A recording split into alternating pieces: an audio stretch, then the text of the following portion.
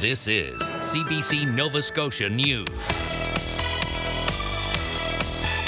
Sentenced. A former St. FX football player gets prison time for sexual assaults. PWHL takeover. The best in women's hockey take to the ice tonight in Halifax. We're live at the Scotiabank Centre. And Diamond Anniversary. This Glace Bay couple shares their secret as they reach the major milestone. Sunshine on tap for Thursday. Watching a larger system brewing for Friday with rain, gusty winds, and mild temps. Your full forecast is coming up. Good evening. A former St. FX football player has been sentenced to 2 years in prison and 3 years of probation for sexually assaulting 2 young women at the university. The sentence was handed down this morning in Nova Scotia Supreme Court in Antigonish. Blair Rhodes reports. Magabalan Teddy Jegada was convicted of the sexual assaults after a jury trial earlier this year.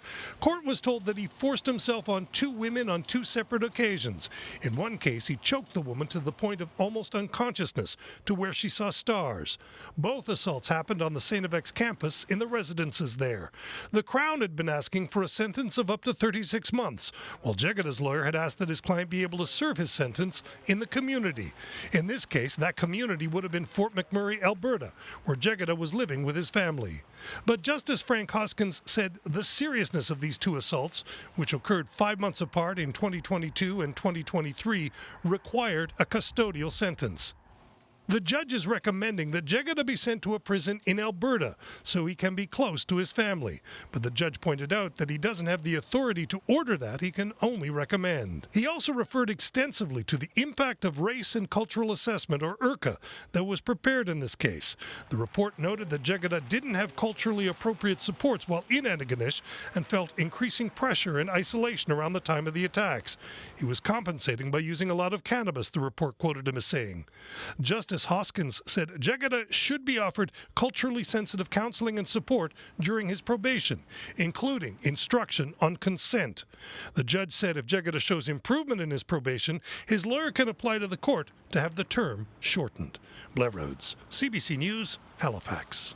The Halifax law firm says it's reached an $18 million settlement with Air Canada and other defendants in a class action lawsuit following a crash landing in Halifax a decade ago. Air Canada Flight 624 from Toronto struck power lines at Halifax Stanfield International Airport in March 2015, causing the plane to land about 200 meters short of the runway. 25 of the 133 passengers on board were injured. Wagner's Law says a trial was set to begin in January with Air Canada, NAV Canada, the local airport authority, Airbus, and the Federal Attorney General, all named as defendants. The settlement still needs court approval. If accepted, it would pay compensation to passengers and cover legal fees and expenses. The RCMP have charged a man for purposely cutting a telecommunications subsea fiber optic cable that links Nova Scotia with western Newfoundland. The cable was severed off the coast of Aspy Bay near the northern tip of Cape Breton on December 24, 2024. RCMP say 33-year-old Jamie Lee Burton of Ingonish was charged Wednesday after an investigation that included executing a search warrant on a boat. Burton is charged with mischief, causing more than $5,000 in damage. The town of Lunenburg has closed the door for now on developing a controversial piece of municipal land. Last week, council reversed the decision to declare Blockhouse Hill lands as surplus, citing infrastructure concerns. The CBC's Haley Ryan has that story. A lot has changed in the 3 years since Lunenburg began the process to develop this large piece of municipal land on Blockhouse Hill. The town was considering a design for 250 homes on the 9-hectare site, which had not yet been sold. But last week, the new mayor and council reversed a previous decision to declare the land surplus. Mayor Jamie Myra says the town's electrical grid is at capacity.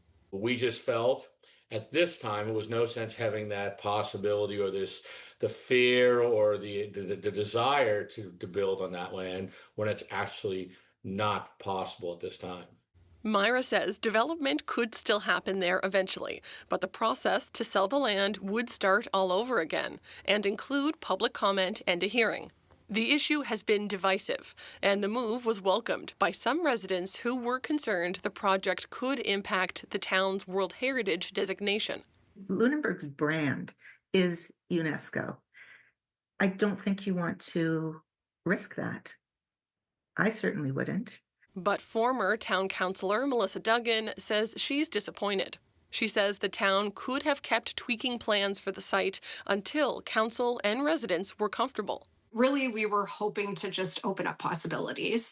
I feel like those possibilities have been shut down now. A housing assessment says Lunenburg needs 120 new units by 2027 to keep up with growth. Mayor Myra says Lunenburg is hoping for provincial or federal funding to help complete the town's electrical upgrades more quickly to enable new housing projects. I just want the community to move forward, and it doesn't matter how we've gotten here. Let's move forward in a positive manner and work together. Haley Ryan, CBC News, Halifax. The Nova Scotia government says it will spend roughly $465 million on major road and highway projects and other infrastructure work. The announcement today is part of the province's 2026-27 five-year highway improvement plan. Public Works Minister Fred Tilley says money is ready to go to complete the twinning project along Highway 101 and build a new abattoir near Windsor as soon as Ottawa signs off on the design. Meanwhile, at $465 million, it's only about $35 million less than what was announced last year. Tilley attributed most of the change to increased efforts the PCs have placed on addressing gravel roads and the needs there since coming to power in 2021. We're still way above what it previously was, and we've invested $150+ million over, which is basically 5 years extra work done in that time span.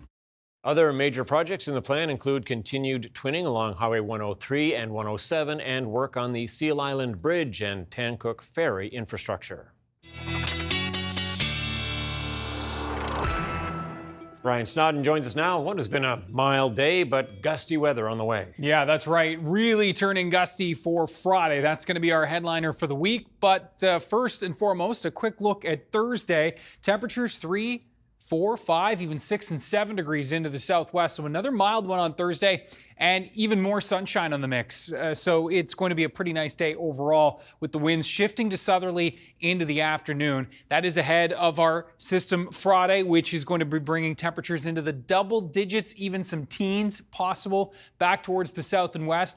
The winds, though, if you want to get temperatures this warm in mid-December, typically you get a strong southerly wind, and that's exactly what is going to be the case with this storm coming in. A special weather statement is already in effect mentioning the rain with the melting snow and the risk for some localized flooding, especially in areas with poor drainage, and of course, the wind. And the wind is going to be howling with this storm.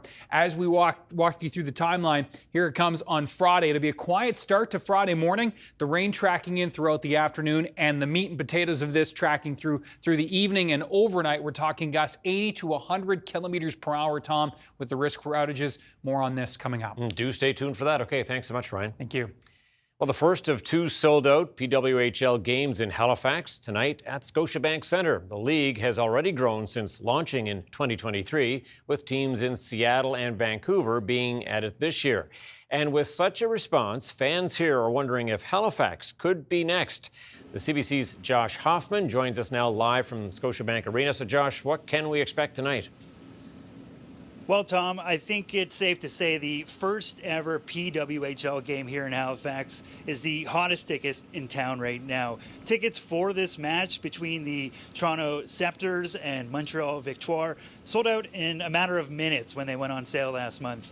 And not only is this arena going to be packed to capacity tonight, but all week there's been a buzz with PWHL-related events.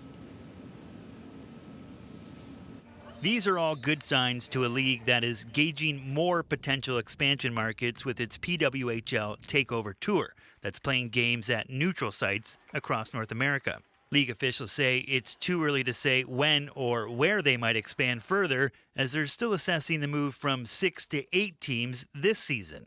We know there's things we'd probably do a little bit differently, and we know other things that seem to work really well, and it really will depend on, number of teams, should that happen, and how we continue to disperse. But at the end of the day, the priority will always be competitive balance across the league.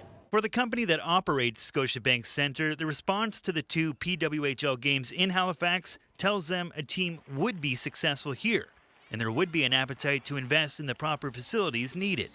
I think if we're pursuing a team more fully and those conversations are progressing, absolutely, that takes the right kind of infrastructure. For us, that's Scotiabank Centre as the home arena, and then absolutely looking at opportunities for practice venues, and we know that there's support for that from our various levels of government. Some of the players and coaches who are taking part in Wednesday's game believe bringing the PWHL to Halifax is a no-brainer. It's funny, we actually were in our coach's office in Toronto where we were watching the ticket sales. The seats just kind of disappeared online, and it's not surprising at all. It's such a great event city, great for obviously short-term event like this, but also great to, for a professional team here in the future. I can't think of a better place to have a PWHL team than Halifax. The great thing is we get to do this all over again next month when the PWHL Takeover Tour comes back to Halifax on January 11th for a match between the Ottawa Charge and the Boston Fleet, So far, it looks like Halifax has made a pretty good case for being next in line if the PWHL expands again. Tom? Yeah, it certainly does. Okay, Josh, thanks for that. That's the CBC's Josh Hoffman reporting live for us tonight. Well, the ferry operating between Nova Scotia and Prince Edward Island is now finished for this season, a little earlier than planned. The final crossing for the season departed Wood Islands for Caribou at 10 a.m. this morning. The final sailing was originally on Saturday. Northumberland Ferries Limited says the decision was made due to ice conditions and weather. American alcohol is back on NSLC shelves, and in the first week of it being available, the NSLC says it sold about $3 million worth of it. Most of the product is spirits and wine. The top-selling products during the first week of resumed sales were all bourbon whiskeys. All proceeds from the sales of the American products will go to charity. The alcohol was pulled from the shelves, of course, back in March because of the trade war with the United States. A couple in Glace Bay is celebrating a rare milestone. Jim and Dorothy Munden just marked their diamond anniversary together. Their secret? Their love for one another. The CBC's Kyle Moore has their story. Jim Munden and his wife Dorothy look back at memories captured of years gone by. The couple recently celebrated their 75th wedding anniversary. The pair, now in their 90s, remember the very first day they met. We met in grade 5. He walked into the classroom with a roll-neck sweater on, a Jackie cap, and the rubber boots. And I looked at him and I said to myself, oh my God, isn't he gorgeous? So from that time on, I fell in love with him. Jim was 19 and Dorothy just 17 when they were married on December 7th, 1950. The couple had 6 kids in their first decade together. I think we brought up a good family and got them through school and everything. And we didn't do much until after they were all grown. Really, when we started, no television, things like that. So, all we had was one another. Jim spent most of his life on the water as a fisherman. He moved to Glace Bay from Newfoundland and began fishing at just 9 years old. But he says his biggest catch was not at sea. Every time you come ashore, it's really good to have somebody to come to. The Mundens did a lot of traveling over the years, bowled and enjoyed socializing. Now most of their time is spent with their 12 grandchildren and many great-grandchildren. There has been a lot of good times through their marriage, but some difficult ones as well. Their oldest son died after a battle with cancer 5 years ago. Dorothy says their love for one another helped them throughout their time together. If you don't have that, what have you got? That's what gets you through all the hard times and all the good times, is all the love you have for one another. And we still have that love for one another. A life well lived 75 years later. Kyle Moore, CBC News, Glace Bay.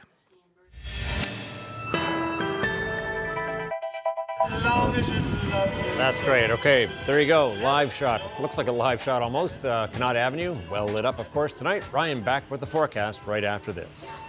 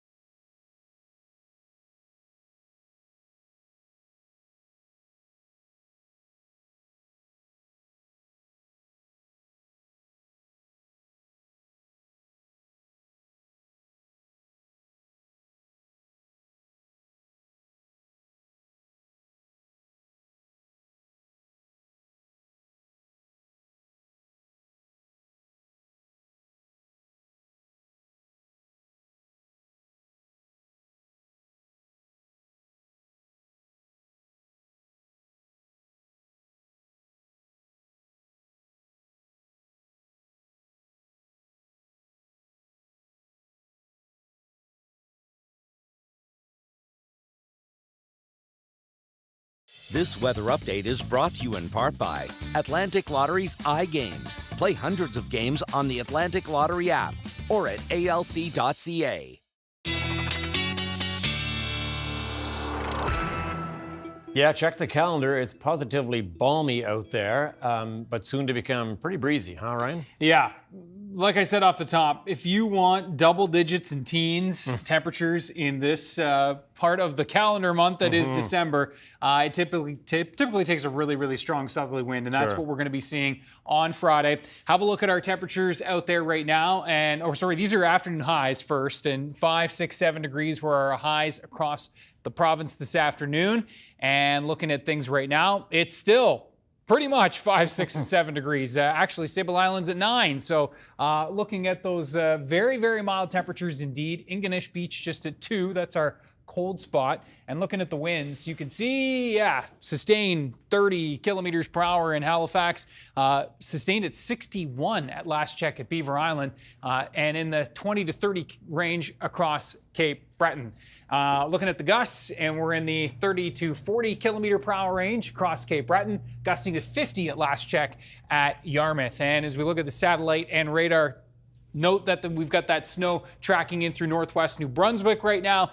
A couple of showers creeping up ahead of that main line. Maybe some spotty showers around the Bay of Fundy right now, but the bulk of the action here is indeed across New Brunswick. That will actually pull off to the north, and we're really not looking at much in the way of precipitation for us. Just some shower and flurry action along this front overnight tonight. Now, as we back things out, this is the larger system that is going to be moving in, and right now it is bringing snow to southern Alberta, Saskatchewan, Manitoba, causing travel disruptions and planes being canceled and all that fun stuff for this time of year. As you can see, temperatures pretty chilly there, very chilly in through the north, and we're going to be looking at the warm pocket of this pushing in for us. So tonight, temperatures will be right near the freezing mark. The winds will go from southwest to northwest, and so we will tumble back to the freezing mark by tomorrow morning, give or take a degree or two.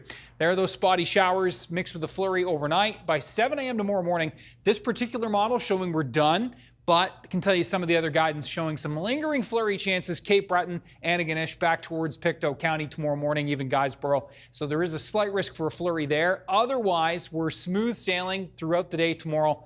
Lots of sunshine on tap. Temperatures 2-3 degrees in the northeast, 5, 6, and 7 degrees in through the southwest. Winds will go from northwest to westerly for Cape Breton. We'll go from west to southerly across the rest of the mainland.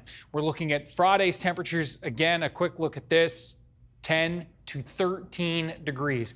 Sunshine for Cape Breton will fade away with increasing clouds, maybe even Pictou down towards Guysborough County, but we are looking at the clouds pretty heavy from the get-go across most of the mainland. Special weather statements are already in effect for this.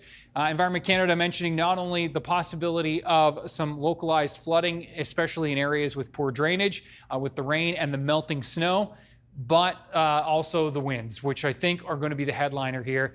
Anytime we start to see winds this strong, even though the trees don't have any leaves on them anymore, so our bar does get higher for the winter season with the trees not in leaf, but when we're still talking about gusts in the 70, 80, 90, 100 kilometer per hour range, which is what this one is going to be delivering, it does often lead to some power outages. And you can see here, Friday evening, widespread gusts in that 80 to 100 kilometer per hour range. The best chance for 100 will be exposed coastal areas, and higher terrain areas inland also will run the risk of that. And it looks like for most of us, we're in that 80 to 90 kilometer per hour range. So very strong winds, even for Nova Scotia standards.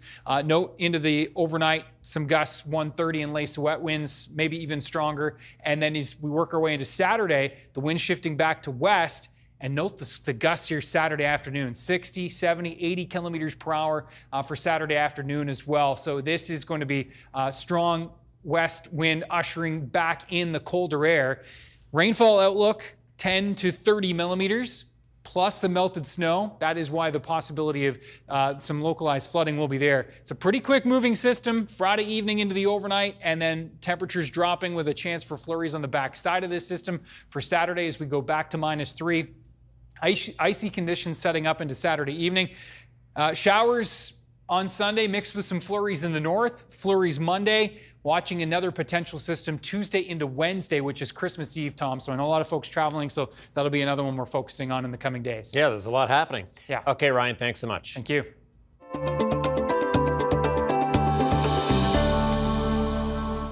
PEI Business is growing the reputation of locally caught tuna, one social media post at a time. The photos of the giant fish and the fishers who caught them are being seen around the world, and that exposure is paying off. The CBC's Nancy Russell reports.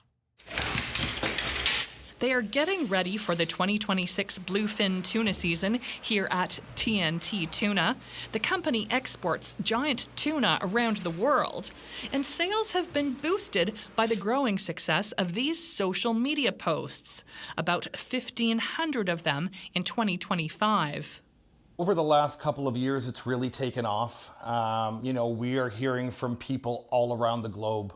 Australia, Indonesia, Spain, Greece. This was one of the top photos of 2025, a tuna weighing more than 1,000 pounds.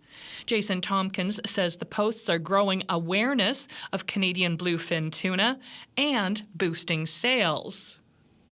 So we have clients that will actually call me up and see a fish that maybe we posted, one morning, and they'll say, Captain Joe Smith, we saw he had a fish into Morel PEI this morning. Is that one available? Can I buy his fish? We have certain clients who buy the same captain's fish over and over again because they know, I really liked his last one. I really liked the picture of him with his grandson. The story of the bluefin tuna is also part of the menu here. I love the value that social media adds to bluefin tuna. I love that it can help us tell not just the story of the fishermen, the folks that go to sea and risk their lives and work very hard to get these fish to shore, but also to tell the sustainable story behind that. The posts from TNT Tuna also attracted this customer from Toronto. Great post the fish from PI, nice PI tuna, which is beautiful fish, which is I like to use. Tompkins says the posts help sell tuna over the winter as well. A lot of the times as we go into a trade show, whether it be in Barcelona or Tokyo, we'll put our social media feed up on a screen and just kind of have it in a loop. There will be an increase in the quota for bluefin tuna next year, a 15% boost for Atlantic Canada, meaning more photos like these ones in 2026. Nancy Russell, CBC News, North Lake. Coming up, as the Canadian Navy prepares its next mission to Antarctica, we get on board lessons of what to expect.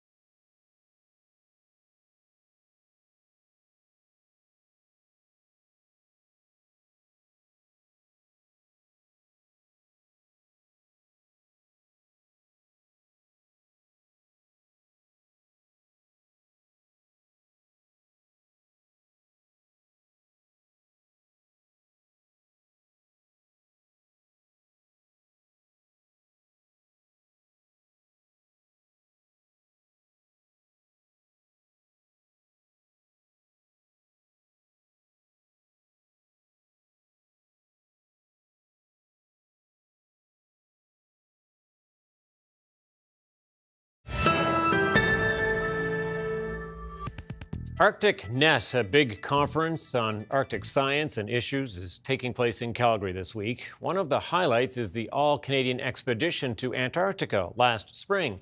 That included Royal Canadian Navy members and climate scientists based here in Halifax. And now they are considering another foray south this spring. Susan Ormiston has more. Canada wants to forge a bigger role in the polar regions, so that Antarctic expedition is attracting a lot of attention here at Arctic Net, especially as the Canadian Navy wants to build on the experience, possibly collaborating with the Chilean Navy for a trip next spring. The Arctic Net is looking at big ice as well in the Arctic and down south, and as we discovered, navigating through big ice in Antarctica is valuable experience.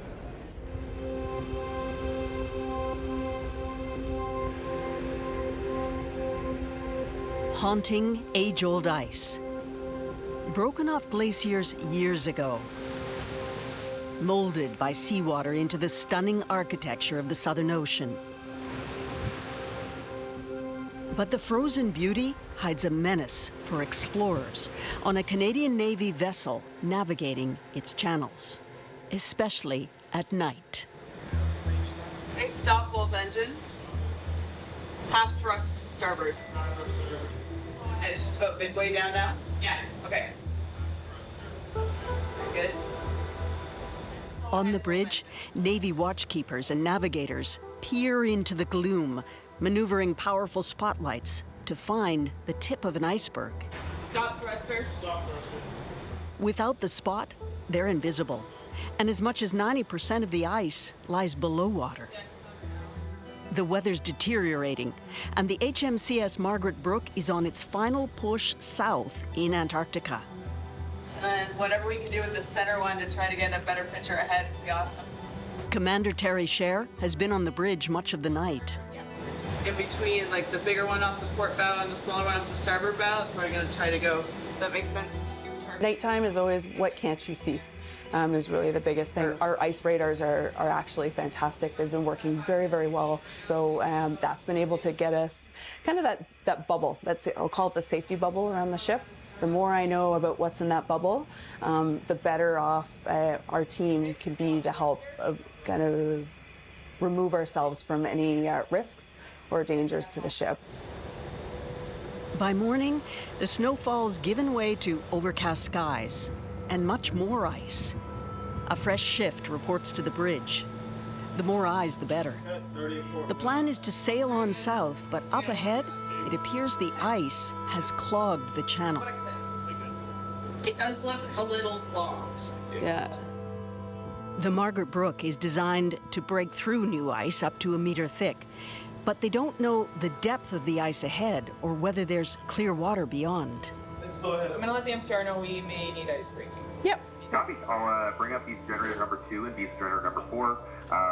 Is it okay if I leave them on idle until we get close to the ice? Yep. Yeah. As commanding officer, Terry Scher had made the call to go, but the ice can shift, and it has. You know, it was a heightened level, absolutely. We can take all of the precautions that we can take. We can use all of the information that is provided to us. But still there comes to a point, then it's on me as the commanding officer to say yes or no. Do we proceed or do we kind of say, yeah, all right, this is as far south as we can go. Okay, speed over the ground, please. 3.5 knots. Roger. They've done their checklist and decided to advance. We're currently in ice mode as we speak right now. Okay, fair. Plowing the bow of the Margaret Brooke into the ice sheet. It's starting to splinter, cracks opening up. The ship is passing through steadily, cautiously, with glaciers on either side and icebergs all around.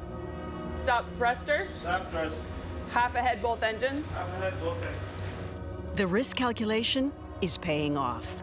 The ice moves aside as the ship carves its path. Very good. It's all good. Yeah, it's breaking up. So I'll be honest, this is the first ice breaking that I was able to do personally. So done a lot in the simulators and everything. So that was definitely I needed to make sure that I wasn't making the decision because of me, and that I needed to trust my team who had experience ice breaking in some other opportunities. So from a career perspective, really, really cool to be able to get to do that. For the ship's operations officer, Jeff Brooker, getting here and breaking ice was all good stress. Pretty intense experience for everybody. Yes. Obviously, it's unlike what we're normally doing. That's an experience that, as a watchkeeper, we need to start the proficiency within our own Navy as we start kind of venturing into being in the Arctic maybe more frequently than we have been in the past. So everything that we did down in Antarctica, every lesson that we learned in Antarctica, we can apply to the North. The destination was worth the effort. Rothera Bay. Very good. Home to a research station run by the British Antarctic Survey, a permanent base in a stunning landscape.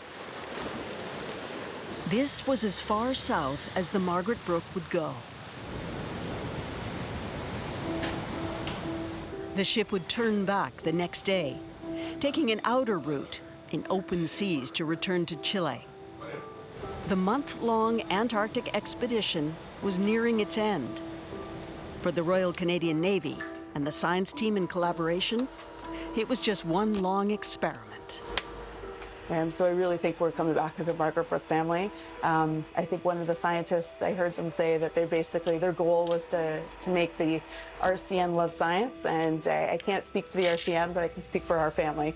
And absolutely, they've stolen our hearts. I think really it feels like just yesterday you and I were on the bridge, and you're asking me about, what were we going to be doing down there and what was I excited about and everything like that. And so I think it's gone by really quickly. The Canadian science team on that Margaret Brook expedition is here in Calgary and presenting some of their early findings to ArcticNet tomorrow on the changes taking place in Antarctica. Susan Ormston, CBC News, Calgary.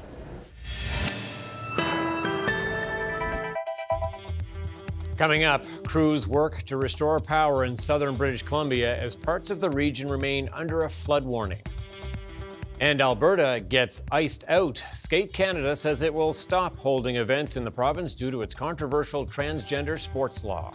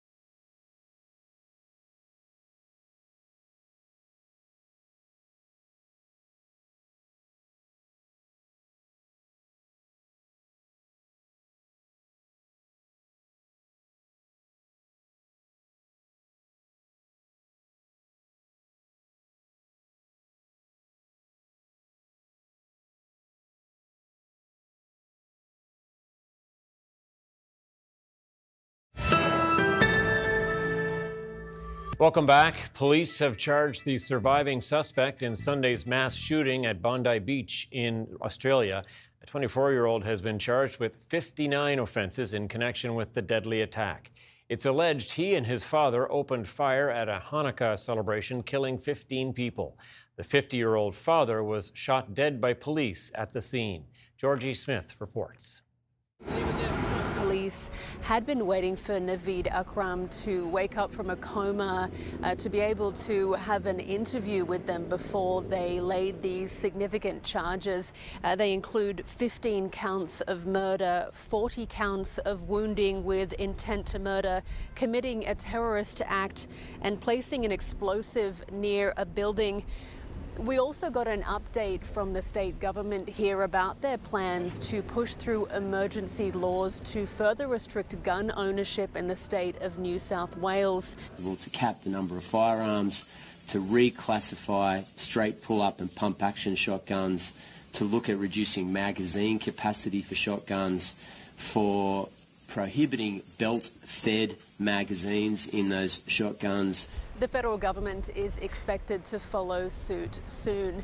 There's also some more stories emerging about the heroism that was seen during the terrifying moments of Sunday night. Look at this footage of victim Reuven Morrison throwing bricks at an attacker before he was shot and killed. His daughter told media that he went down fighting to protect the people that he loved. Look at this dash cam video as well of Boris and Sophia Gurman, who disarmed a gunman before they too were killed. There's also some remarkable stories by lifeguards and what they did to respond to this emergency situation at the park here. They were among the first responders on scene. Once they realised the enormity of the event and there were still active shooters, they grabbed every rescue board they had in the surf club, and the rescue boards are normally used to rescuing people out in the surf. That's what you see, those yellow boards, and they paddle out there. They grab those to use as makeshift stretchers. And remembering some of these brave acts is what's keeping the community here going, remembering people who gave their lives in some cases to protect each other. Georgie Smythe, CBC News, Sydney. Donald Trump is ordering a blockade of all sanctioned oil tankers entering and leaving Venezuela. It's the latest move by the U.S. to intensify pressure on the country's leader, Nicolas Maduro, who is called a grotesque threat. The CBC's Willie Lowry has the latest from Washington. President Donald Trump using the might of the U.S. military to attempt to essentially cut Venezuela off from the rest of the world. In a lengthy post on social media, Trump said the country was, quote, completely surrounded by what he called the largest armada in the history of South America. He had ordered a, quote, total and complete blockade of all sanctioned oil tankers going into and out of Venezuela. He also accused the government of being a designated foreign terrorist organization and demanded that it return oil, land, and other assets that he alleges were stolen from the U.S. Now, this appears to be a reference to when Caracas nationalized its oil industry back in the mid-1970s. This blockade comes a week after the U.S. seized an oil tanker in the Caribbean that was carrying Venezuelan oil to Cuba. Trump has openly mused about regime change in an explosive story in Vanity Fair. Trump's chief of staff, Susie Wiles, was quoted as saying that Trump wants to, quote, keep on blowing boats up until Maduro cries uncle. It's important to note here that Wiles has said much of what she was quoted as saying in that article was taken out of context. But there is bipartisan dislike of Venezuelan President Nicolas Maduro here in the U.S., and Washington views him as illegitimate.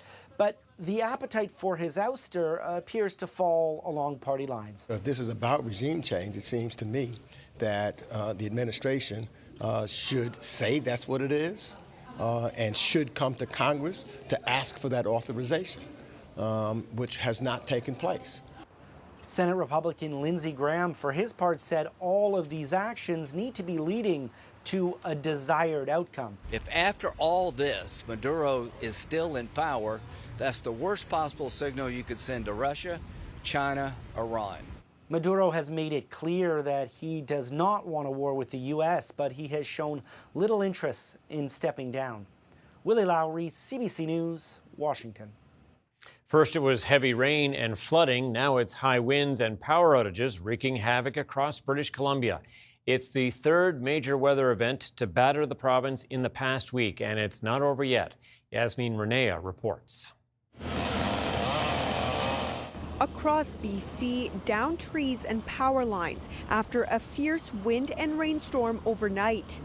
At its peak, about 120,000 customers were without power in the Lower Mainland, Sunshine Coast and on Vancouver Island Wednesday, with many schools closed.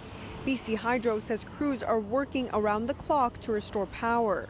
Over the past few years, we have undergone a historic drought, and that has caused some drought that weakened and damaged trees on the system that are more susceptible to break and snap and come into contact with our electrical infrastructure.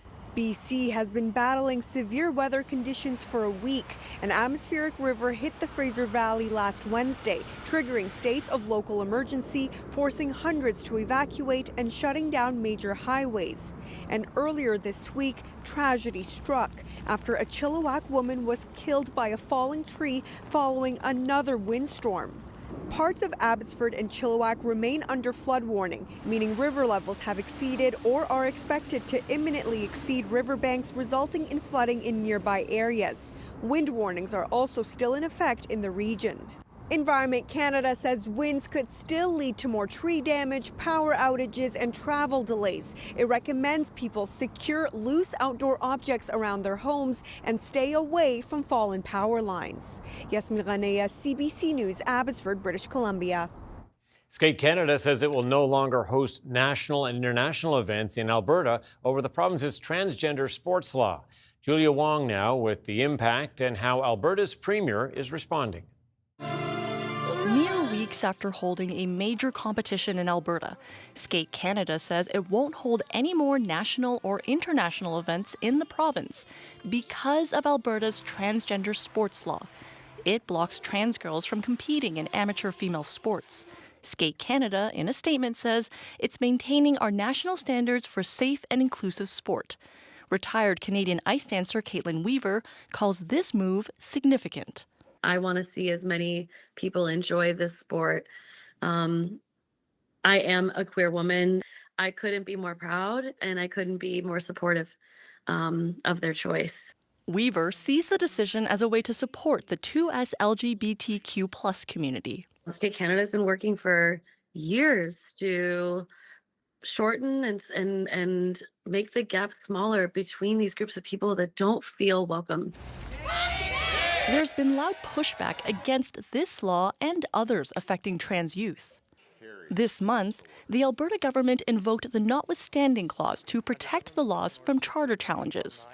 In a social media post, Alberta Premier Danielle Smith slammed the organization, saying, "We expect Skate Canada will apologize and adjust their policies once they realize they are not only compromising the fairness and safety of their athletes, but are also offside with the international community." A number of global sporting bodies have effectively banned transgender women from competing in women's sports, including the U.S. Olympic Community and World Aquatics. One professor says Skate Canada is making a statement. It does send a message to other federations, other sports in Canada that, this is our stance, and we follow the safe sport policy. Skate Canada says Alberta athletes can still participate in its programs and competitions. The organization says it will reassess hosting opportunities as circumstances evolve. Julia Wong, CBC News, Edmonton. New safety guidelines for Quebec schoolyards are sparking controversy. The recommendations offer complex rules for how kids can play on snow piles. As Alexander Silberman shows us, some say the restrictions go too far. A winter tradition in many Canadian schoolyards, jumping, sliding, and rolling down big mounds of snow. But now some Quebec schools are being encouraged to follow a long list of safety rules, including possibly wearing helmets. The people who are in fear are the adults. That's the problem. I think that's kind of ridiculous. I think kids are kids. Playing in the snow is normal. The guidelines, issued to dozens of school districts, come from a group insurance association aiming to avoid complaints from parents and potential lawsuits. School staff will have to get out the measuring tape, keeping track in a daily log. Snow piles will have to be between 1.8 and 3 meters high, with a grade of about 25%. If the rules can't be followed, kids should wear helmets. This school district spokesperson says her schools plan to follow the guidelines. If hills don't comply, they will be closed or made smaller so students can still have fun. Je trouve ça un petit peu exagéré. But Quebec's premier weighing in, arguing the idea of kids wearing helmets in the schoolyard is excessive. I'm a bit concerned in terms of trying to be overly prescriptive around how we provide those kinds of environments. The Canadian Pediatric Society says outdoor risky play is an essential part of childhood development. And its 2024 report found taking chances and even getting hurt to be key to kids' mental, physical, and social well-being. How fast do I want to take my speed down that slope? Those kinds of things that we want to really allow kids to make decisions for themselves. There are no consequences if schools don't implement the rules, many trying to strike a balance, keeping kids safe while letting a little bit of a tumble still be part of the fun. Alexander Silberman, CBC News, Montreal.